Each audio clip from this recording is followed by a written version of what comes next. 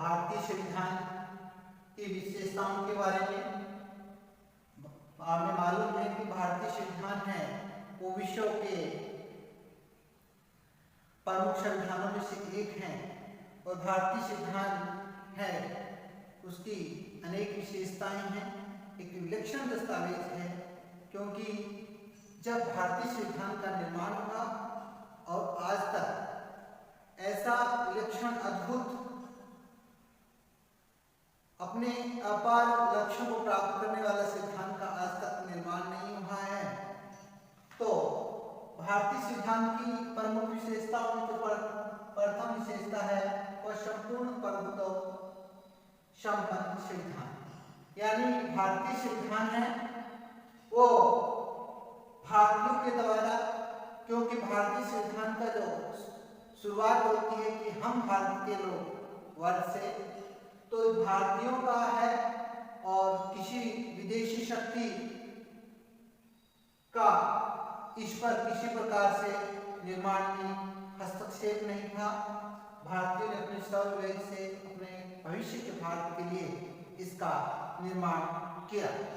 इसकी दूसरी विशेषता है भारतीय संविधान की प्रस्तावना प्रेमर, यानी भारतीय संविधान में भारतीय संविधान के जो लक्ष्य हैं, भारतीय संविधान हमें किस ओर ले जाएगा, भारतीय संविधान की जो विशेषताएं हैं वो प्रस्तावना में दृष्टिगोचर होती है।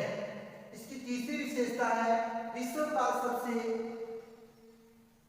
विशाल संविधान है, क्योंकि भारतीय जो मूल संविधान था उसमें 395 अनुच्छेद 8 अनुसूचियां और इसके अलावा अन्य विशिष्ट इसके अंदर शामिल हैं।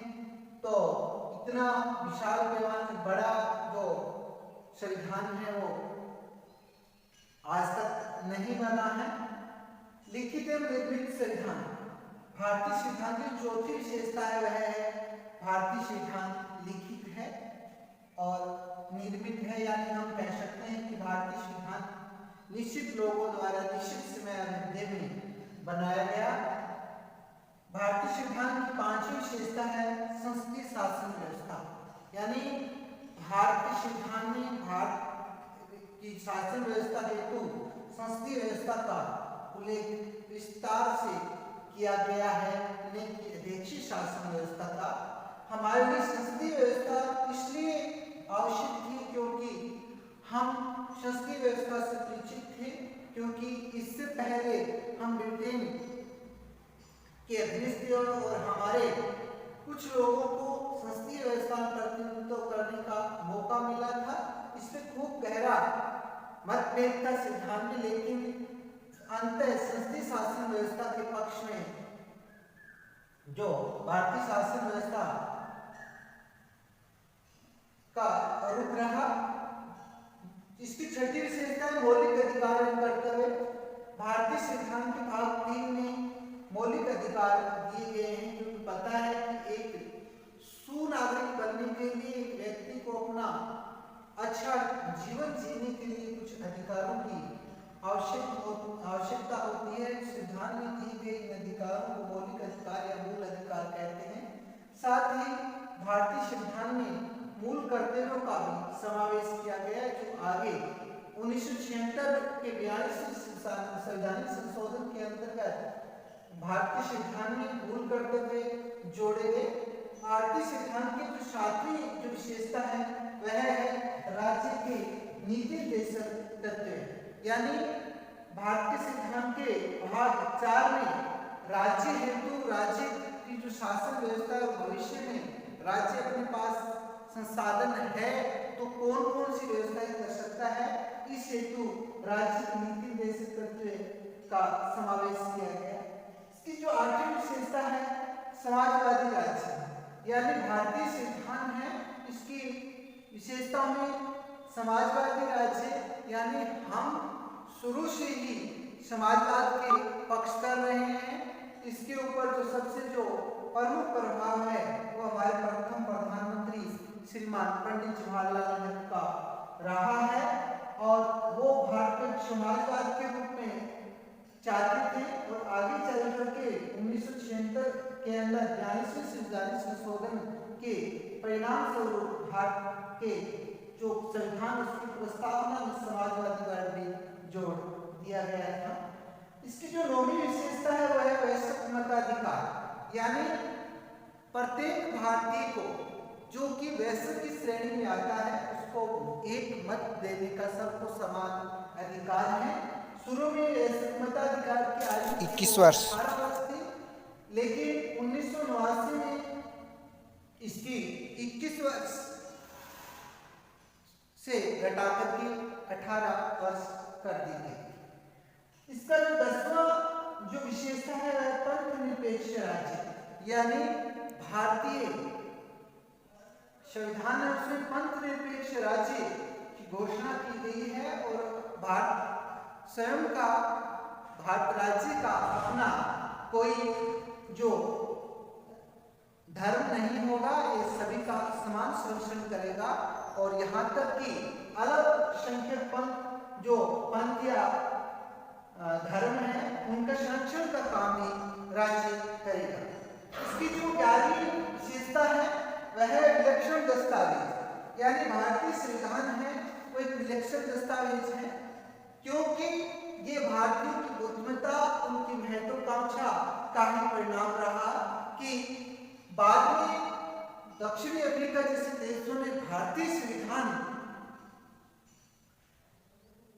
का अनुपालन करते हुए भारत की तरह संविधान बनाने का जो प्रयास किया, तो एक प्रकार से यह विलक्षण दस्तावेज है। भारतीय संविधान की 12वीं विशेषता है वह है एकात्मक और संघात्मक तत्वों का अद्भुत संयोग, यानी भारतीय संविधान में भारत के एकात्मक लक्षण और संघात्मक लक्षण दोनों पाए जाते हैं। केसी वैली ने अपने भारतीय संविधान या भारतीय शासन व्यवस्था के बारे में कहा भी है कि यह अर्धसंघ है। तो भारतीय संविधान में एकात्मक और संघात्मक तत्वों का अद्भुत संयोग है। इसकी 13वीं जो विशेषता है वह है स्वतंत्र न्यायपालिका, यानी भारत में जो न्यायपालिका होगी वह पूर्ण रूप से स्वतंत्र नहीं होगी, वह किसी बाह्य दबाव या शक्ति के द्वारा इसका दुरुपयोग नहीं किया जाएगा। तो इस प्रकार की व्यवस्था की गई कि वह विकट से विकट घड़ी के अंदर भी किसी राजनीतिक पार्टी किसी दबाव समूह है प्रेशर में नहीं आए। इसके बाद में जो भारतीय संविधान की जो 14वीं विशेषता है वह कठोर व लचीलेपन का मिश्रण, यानी भारतीय संविधान है उसमें कठोर और लचीलेपन दोनों प्रकार से जो उसमें संशोधन किया जा सकता है। कुछ भाग हैं जो भारतीय संघात्मक व्यवस्था से संबंधित है, भारतीय संघीय व्यवस्था से संबंधित है, तो वो उन अनुच्छेदों को जो हम परिवर्तन कर सकते हैं उसमें अमेंडमेंट ला सकते हैं, उसका जो आधार है कठोर है, बाकी इसमें लचीलेपन का मिश्रण मिलता है। भारतीय संविधान की 15वीं जो विशेषता है वह है न्यायिक पुनरावलोकन में संस्थीय संपूर्णता का समन्वय, यानी इसमें न्यायिक पुनरावलोकन यानी भारतीय जो न्यायालय है वो संसद के द्वारा बने हुए कानूनों की समीक्षा कर सकता है। अगर वह वैधानिक या संविधान के अनुसार नहीं है तो उनको असंवैधानिक भी घोषित कर सकता है। दूसरी तरफ संसद को भी शक्ति है क्योंकि वह संविधान में अमेंडमेंट कर सकती है, यानी दोनों का जो मिश्रण दोनों का समन्वय यहाँ मिलता है।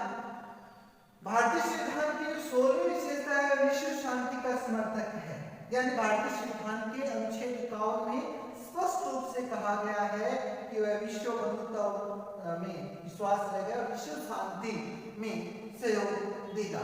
भारतीय संविधान की जो 17वीं जो विशेषता है वह आपातकालीन उत्पन्न, यानी भारतीय संविधान में इसके अनुच्छेद 352, 356 और 360 में स्पष्ट लिखा हुआ है, स्पष्ट वर्णन दिया कि स्थितियों में किस प्रकार से आपातकाल लाया जा सकता है और उसका प्रोसेस क्या होगा और उसका दुरुपयोग न हो, इसके लिए भी समय समय पर इसमें अमेंडमेंट किए गए हैं।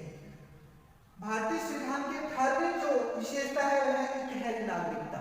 हमारे यहाँ पर दोहरी नागरिकता नहीं, इकहरी नागरिकता है। जैसे अमेरिका में दोहरी नागरिकता है, हम भी कहीं ना कहीं चाहे केंद्र विमुखी श्रेणी का संघ हो भारत में, लेकिन हमारे पास केवल एक ही नागरिकता है, वह है भारतीय।